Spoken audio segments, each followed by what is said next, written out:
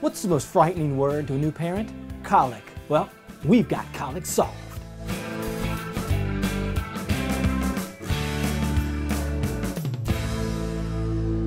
Hey, I'm Daddy Brad. Welcome back to DadLabs.com. We're joined today by Dr. Vartabedian, who is a noted pediatrician and gastroenterologist and father of 2 babies who had colic, and he's going to talk to us today about colic. More importantly, how to solve colic. All right. Hey, Doc, my youngest is 3 years old, but you know what? I still remember how tired I was when he was screaming all night with colic. What's up with that? What is colic? Yeah, colic it's kind of interesting because the term has been evolving over the years, and right now we describe babies with colic as any baby that has protracted periods of crying with no obvious explanation. We used to say it had to be 3 hours a day or 3 days a week, but most pediatricians will just say healthy baby with protracted crying would have colic. So how long can it last? How long can babies actually cry with colic? Babies can cry as long as they want to cry. As long as something's going on, they're going to cry. And remember, the crying is a sign that something's going on inside of a baby. Certainly there are some babies that just have immature nervous systems and are just fussy. Other babies have something treatable or fixable.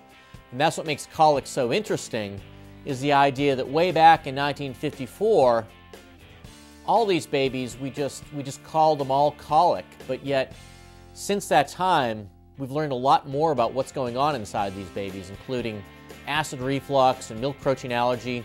These are all things that we can treat and fix.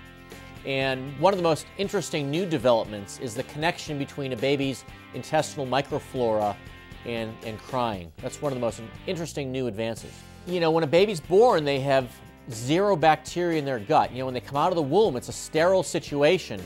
But very early on, from the first few moments of life, they start acquiring bacteria in the intestinal tract. And they go from 0 to 100 trillion during the first few days of life. And so it stands to reason that there's some connection between those bacteria and a baby's health. So it's been discovered that there's one particular probiotic by the name of Lactobacillus reuteri. Okay, this is one of these bacteria that we give it to a baby, it decreases their crying by 50% compared to a placebo. So it's an interesting new development.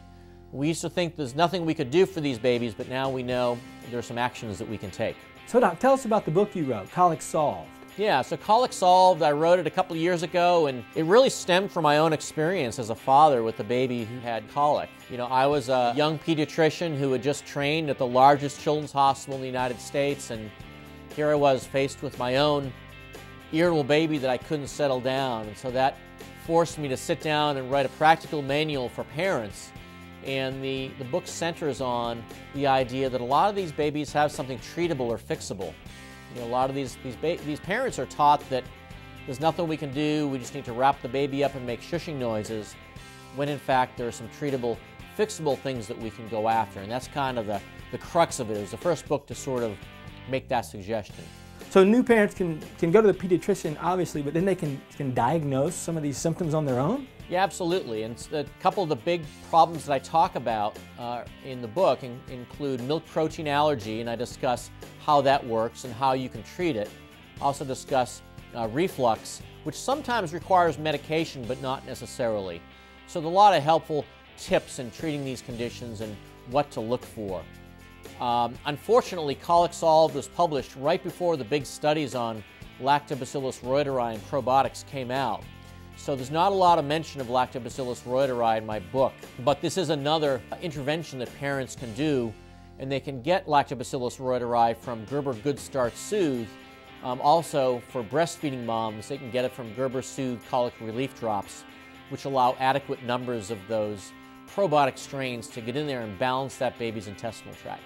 Oh, and where can parents go to get some of this updated information that came out after the book was published? So if parents want more information on Lactobacillus reuteri or great tips on breastfeeding or bottle feeding their baby, they can go to Gerber.com, which is a great resource.